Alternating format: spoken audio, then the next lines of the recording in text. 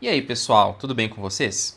Nesse vídeo eu vou compartilhar com vocês como eu pretendo estudar matemática em 2025 e eu vou utilizar três técnicas basicamente, três formas, que eu chamei de frente A, B e C. Então eu vou mostrar livros, como eu sempre mostro, sendo que dois deles eu adquiri recentemente. E vou mostrar também o que esse diagrama de Venn tem a ver com o meu método de estudo, né? Vocês podem ver aqui que eu coloquei as frentes A, B e C e elas se intersectam, elas não são totalmente isoladas, apesar de elas serem maneiras bem diferentes de se estudar. Eu vou mostrar também o que o Ramanujan tem a ver com uma dessas frentes, um desses métodos de estudo, principalmente após ter lido esse livro aqui. Já tinha visto também o filme do Ramanujan, mas acho que foi esse livro aqui que contribuiu mais para eu pensar nessa forma específica de estudar. E eu não sei se essa é uma maneira adequada para se estudar, não sei se é uma maneira correta, porque eu não estou preocupado com produtividade, eu estou apenas a fim de me divertir, de estudar. E se você, se der certo, eu vou mostrar os resultados ao longo do ano que está vindo aí de 2025, vocês podem utilizar isso aí como inspiração, adaptar, fazer da forma que vocês quiserem. E se der errado, pelo menos vocês vão saber uma forma de não estudar. Mas o que eu quero é me divertir, porque aprender é divertido, né? Apesar de haver quem diga o contrário. Então vamos lá. No vídeo anterior, eu falei um pouquinho sobre a minha experiência quando eu era mais novo, estudando matemática, como eu saí do ódio ao amor em relação à matemática. E eu tive uma experiência ruim, que sempre me incomodou quando eu estudei, até na faculdade, que é o seguinte: eu trouxe aqui o livro do Halliday, de física, para ilustrar uma coisa que me incomodou bastante. Acho que eu até já comentei isso aqui com vocês. Geralmente, como que funciona o sistema de ensino em geral? Geralmente o professor ele vai passar para você um procedimento, um algoritmo, sei lá, resolva a equação de segundo grau, e aí você vai ter que replicar aquilo ali. Então aqui a gente tem, por exemplo, a lei de Gauss, e ele explica aqui mais ou menos como é que funciona a lei de Gauss para calcular o fluxo elétrico, mas eu acho muito estranho, porque olha só, ele simplesmente coloca aqui que foi o Gauss que descobriu, coloca a data de nascimento, a data de morte, mas ele não responde algumas perguntas que sempre me encucaram, sempre ficaram na minha cabeça. Eu não estou dizendo que um livro como esse aqui deva ir além disso, tá? Talvez para esse tipo de livro aqui a proposta é essa, porque é um curso universitário e você tem que absorver esse conhecimento aqui muito rápido. Mas quais eram as perguntas que sempre me incomodaram? É o contexto, né? Porque eu não sei. No caso aqui eu sei quem, eu sei quando, mas eu não sei aonde. Ou seja, o Gauss, ele era uma pessoa, era de um país específico, e ele deve ter tido uma motivação. Por que ele gastou horas e horas do tempo dele para desenvolver essa equação? Não sei como Gauss desenvolveu essa equação. Será que foi experimental? Tem muitas equações da física que foram descobertas através de experimentos, como a lei de Coulomb, por exemplo. Não sei se vocês sabem, mas o general Coulomb, ele fez um experimento e fez uma publicação, e demorou até a fórmula bonitinha chegar ao modelo que nós conhecemos hoje. Fica parecendo que é uma coisa pronta, que brotou da terra, do céu, sei lá, mas a gente não sabe como isso foi feito. Eu, pelo menos, não sei. Então, sempre fiquei com essa curiosidade, né, de quem, quando, onde, como e por quê. E eu brinco que eu nunca passei da fase do porquê quando criança. Geralmente, quando a gente é criança, a gente tem aquela fase que os pais da gente ficam com raiva, né? Você fica perguntando, por que o céu é azul? Mas por que isso? Por que aquilo? Eu brinco que eu nunca passei dessa fase, porque eu sempre gosto de saber o porquê das coisas serem como elas são. E agora eu gostaria de correr novamente atrás disso. E essa é a frente A de estudo, é o que eu chamei de frente A, é a frente do contexto, onde eu pretendo buscar inspiração e diversão. Eu pretendo me divertir, lendo ou vendo em filmes, talvez, histórias sobre a matemática e sobre a ciência como um todo, sobre a física, sobre a engenharia, porque todas essas coisas elas se conectam. O Newton, por exemplo, o cara era físico. Ele desenvolveu nova matemática com o objetivo de resolver um problema da física. E eu não sei vocês, mas eu acho muito mais legal quando você estuda uma coisa sabendo o que há por trás daquilo ali. Por exemplo, é a série Cosmos. A série Cosmos, ela mostra muito isso, como que determinada lei da física foi descoberta, ela fala sobre a história da humanidade de maneira geral, e eu acho que a gente não tem como separar a história da humanidade da história da ciência, da física e da matemática. Eu acho que tudo está interligado. Então eu peguei aqui, por exemplo, o livro O Último Teorema de Fermat. O Pierre de Fermat, esse cara aqui, ele era um juiz, e esse livro foi extremamente inspirador para mim, que ele me mostrou um lado da matemática que eu não conhecia. Eu pude entender mais ou menos como que é a rotina de um matemático, o que faz um matemático, como que funciona o processo de você resolver problemas e fazer demonstrações que não tinham sido feitas até então. E esse livro me deu muita vontade de aprender mais e me aprofundar na matemática. Eu posso falar mais sobre ele depois, sobre esse probleminha aqui, que apesar de parecer simples a uma primeira vista, tem um mundo de coisas que a gente não imagina por trás disso aqui. Ele literalmente tem um caminho aqui que pode revolucionar a matemática, e é muito legal. Aparecem várias pessoas ao longo da história, vários matemáticos. Olha só esse cara que é o Euler, né, da identidade de Euler, que o pessoal da matemática conhece bastante. Então foi uma odisseia, foi uma verdadeira aventura que eu vivi enquanto eu lia esse livro. Tem de tudo aqui, gente. Tem amor, tem tragédia, tem comédia, sabe? E é muito legal.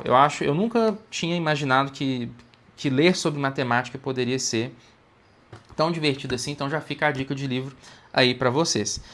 Um outro exemplo também, eu li a biografia do Nikola Tesla, que foi um engenheiro muito importante. Vocês sabiam que a mãe do Nikola Tesla, ela também era uma mulher genial, que ela também criava vários utensílios domésticos. Então é bom você saber essas curiosidades, porque isso aí te dá inspiração, te dá motivação, te dá vontade de aprender e de saber cada vez mais. Você enxerga ali como os pontos se conectam.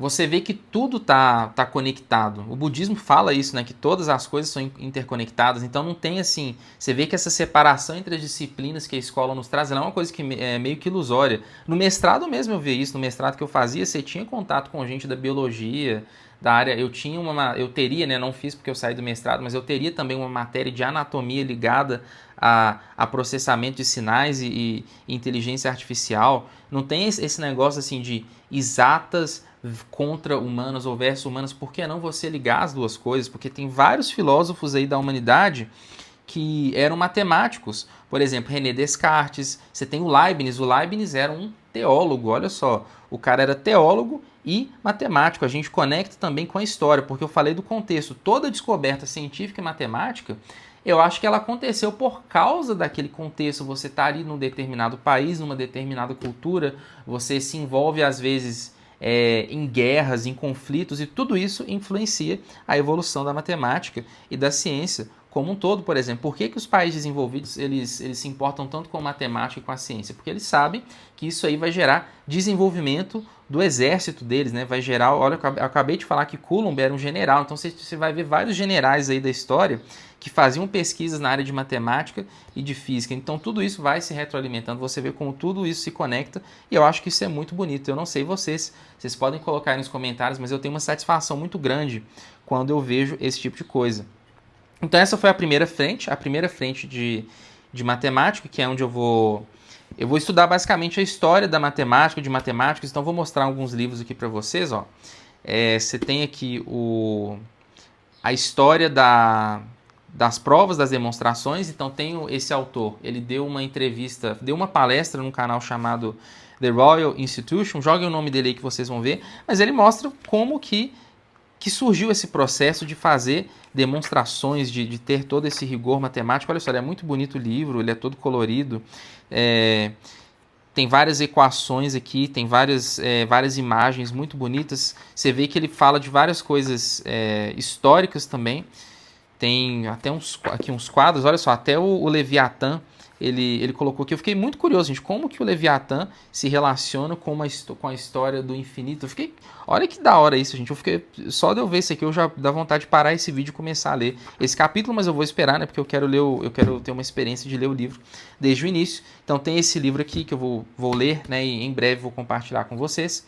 Tem esse livro aqui da história da matemática. Olha só, um calhamaço. Eu não sei vocês, mas eu adoro quando eu vejo um calhamaço. Nada melhor do que um bom calhamaço para você passar horas e horas se deleitando na leitura. Então ele fala de basicamente tudo aqui, né? Ele fala desde a época do Egito, da Mesopotâmia, e chega na época moderna, fala de Gauss e fala aqui de coisas mais recentes. Esse livro ele é antigo, a primeira edição dele é de 68, e ele teve várias reedições. Por exemplo, a mais recente foi de 2011, que é essa aqui que eu estou segurando. E eu acho que é muito legal você saber assim, aonde nós estávamos e para onde nós estamos indo, principalmente para alguém, eu não sei, um cara que quer ser matemático, sei lá, será que não é interessante ele saber também assim, qual foi todo o desenvolvimento histórico para ele saber em qual área ele vai trabalhar? Eu acho que sim, eu não sei vocês. Eu sentia muito falta disso na engenharia, né? Por exemplo, eu vi qual foi a história por trás da criação do transistor, quem criou o transistor, por que o transistor foi criado, quem financiou esse projeto. Eu acho muito legal saber esse tipo de coisa e eu espero que isso também desenvolva melhor a minha intuição matemática. É aí que eu vou falar do Ramanujan, que eu falei com vocês lá no começo do vídeo. Tem esse outro livro aqui do Stanislas Dehaene,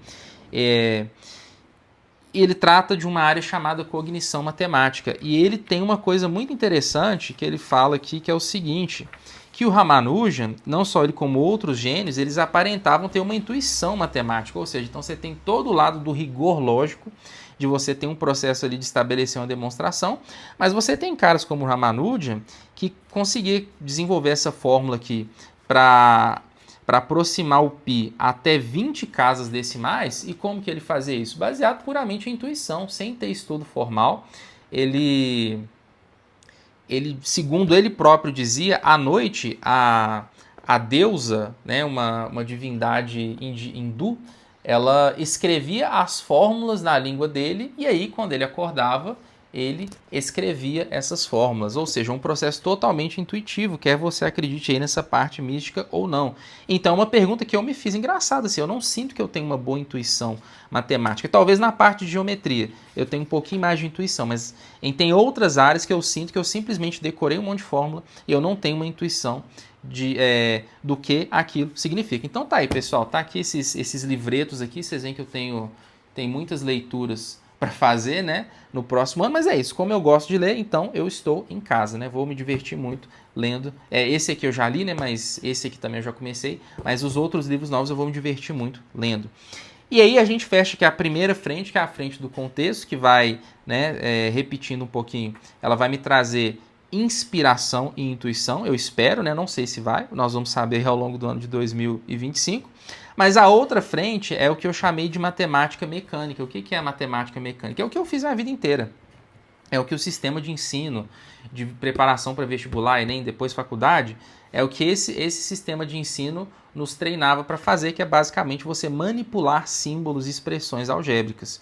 E tudo bem, né? E aí é que eu falo que tudo isso se mistura, porque eu desenvolvi sim alguma intuição enquanto eu estava estudando. Eu não posso dizer que eu não desenvolvi nada de intuição, mas eu acho que tudo isso vai se alimentando e vai se conectando. Eu quero que vocês me digam aí se vocês concordem com isso. Mas eu coloquei aqui, por exemplo, meu caderno de cálculo vetorial, então tá aqui essa parte de funções vetoriais.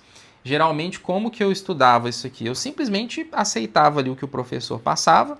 Então, ele passava aqui vários teoremas que eu não buscava ali ter uma prova, ter uma demonstração, entender de onde que vinha. Eu só pensava em absorver isso aqui, porque eu sabia que na prova seria me cobrado isso. Então, tá aqui os exercícios que eu resolvi do livro do Sturt. Inclusive, eu gostava muito dessa parte de cálculo vetorial, curvas paramétricas, apesar de ser difícil, né? Eu já contei em um vídeo curto um perrengue que eu passei em cálculo vetorial, mas eu acho isso aqui legal demais.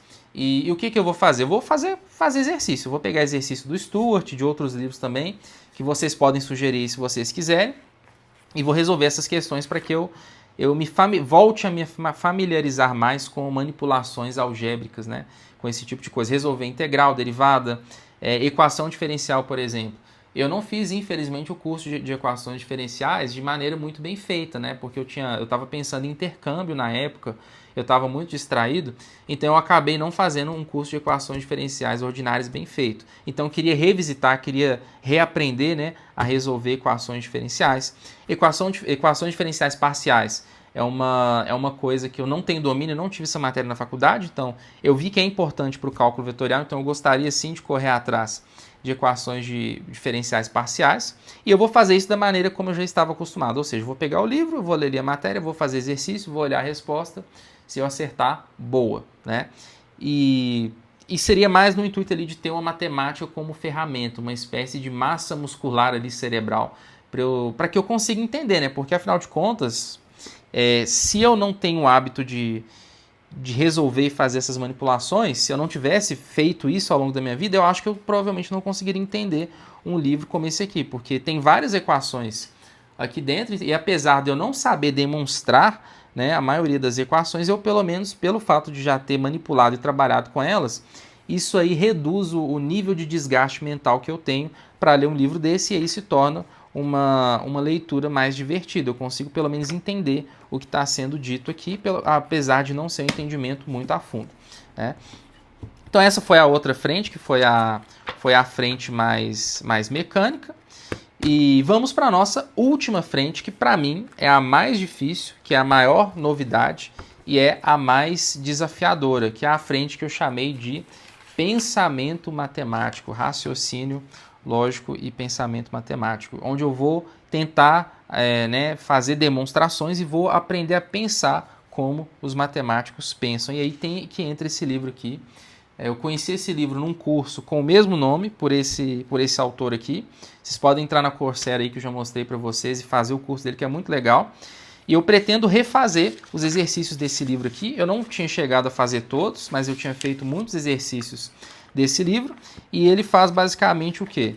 Ele inicia falando sobre o que é matemática, fala sobre a notação matemática, depois ele fala sobre a linguagem matemática, ou seja, fala como você escrever e entender um texto matemático, e aí depois ele vai para demonstrações e ele coloca tudo isso em prática e tem um apêndice sobre teoria de conjuntos. Então vou fazer esse livro aqui, porque esse é um livro de transição para a matemática do ensino médio para a matemática de nível superior. E ele criou esse livro porque ele via essa dificuldade, né? Porque os alunos estavam acostumados, até em universidades de renome, a fazer só matemática mecânica, só beleza, eu sei calcular integral, sei calcular uma derivada, sei resolver uma equação diferencial, mas eu não consigo fazer uma demonstração. E eu vejo muita gente na internet reclamando, né? Que tem dificuldade, que não encontram livros sobre como ter essa matemática mais criativa, digamos assim. Então vou voltar, vou refazer os exercícios desse livro. E tem essa lista aqui, que é a lista de conclusão do curso, que eu não entreguei, porque como eu falei, eu não estava com pressa, eu não estava preocupado com o certificado, mas tem alguns exercícios aqui simples, né, para dar um primeiro passo, um pontapé inicial em demonstração. Então ele começa aqui com uma coisa bem simples, que eu pelo menos acho que eu acertei, né, não tenho certeza. E que é, por exemplo, você dizer se essa afirmação aqui é verdadeira ou falsa, né? É uma existência, então basta você achar um caso de existência que você comprova, até mais para frente ele evolui para algumas questões um pouquinho mais elaboradas. Algumas eu nem consegui, coloquei uma interrogação aqui que eu não tinha conseguido provar isso aqui que ele estava falando. E o que é uma coisa legal que eu acho que ele traz, né? Porque quando eu fiz engenharia, até esse livro do Halliday aqui que eu acabei de mostrar, o que eu tinha mania de fazer? Todo mundo, eu tentava resolver ali um exercício, por exemplo, eu tentava calcular uma integral, e aí se eu não conseguisse, eu perguntava ao professor, o professor ia me dar a resposta, não, essa aqui você faz por substituição, faz assim, assim, assim, ou então perguntava a algum colega ou olhava o manual de soluções, e depois eu olhava a resposta no final do livro para ver se eu tinha chegado à resposta correta. Só que aqui é uma outra lógica, esse livro aqui, propositalmente, segundo o próprio autor nos diz, ele não tem as respostas para os exercícios no final. Por quê? Porque se você vai ser um matemático, você vai trabalhar com problemas que estão em aberto, realmente você não vai ter aonde consultar ali, você não vai ter um final do livro ali para olhar a sua resposta. Então ele recomenda que você desenvolva a habilidade de pensar por si mesmo. Isso é um pouco assustador, sabe? Você fala, caramba, como é que eu vou tentar resolver um problema e como que eu vou saber se ele está certo? E aí ele recomenda que você converse com outras pessoas. E conversando com outras pessoas sobre a resolução do problema, você vai conseguir desenvolver insights ali, intuições, e você vai trabalhar o seu pensamento matemático e você vai se tornar uma pessoa mais criativa matematicamente. E aí que entra o Discord, porque eu queria convidar vocês a participar lá do grupo do Discord. Quem já não participa, já está com cerca de 50 membros, para que a gente possa não dar resposta para problemas, mas que a gente possa conversar e discutir problemas matemáticos, lógica. Eu acho que é muito divertido ter essas discussões. Eu não sei vocês, eu estou em outros canais aí do YouTube também seguindo, eu participo de outros servidores no Discord, né? Mas eu decidi criar esse também para que a gente possa ter esse compartilhamento maior, beleza? E esses três métodos, eles não estão isolados, eu acho que eles se completam, porque se você sabe demonstrar, ele fala isso nesse livro também, você vai achar a matemática mecânica até mais fácil, porque você entende o princípio que está por trás daquilo ali. E se você conhece a história da matemática, isso pode te ajudar até a resolver alguns problemas. Por exemplo, outro dia eu estava olhando esse livro aqui do IESE, e eu me deparei com esse problema aqui de calcular área sombreada. E aí eu falei, gente, eu já vi esse problema aqui em algum lugar. Então eu peguei esse livro aqui também do Keith Devlin. Ele fala sobre o que é matemática, a ciência dos padrões, fala um pouquinho de história, enfim, ele te dá um panorama do que é a matemática nesse livro. E eu lembrei que tinha esse desenho aqui, ó, que é um processo que está nos elementos de Euclides para você construir um triângulo equilátero com régua e compasso. E vocês podem observar que é exatamente o mesmo desenho que está ali no IESE. E olha que interessante, para resolver aquele problema, uma das formas que eu encontrei, pelo menos, eu não sei se tem outras, mas é você desenhar um triângulo equilátero. E para quem já conhecia, né, essa construção que está presente nos elementos, seria muito mais interessante, assim, muito mais legal, porque você bateria o olho nesse problema e você observaria, olha que interessante, isso aqui está nos elementos de Euclides, e você faz toda aquela conexão que eu falei de você ligar história, matemática, filosofia, vida dos matemáticos, e eu acho que é muito mais divertido aprender dessa forma.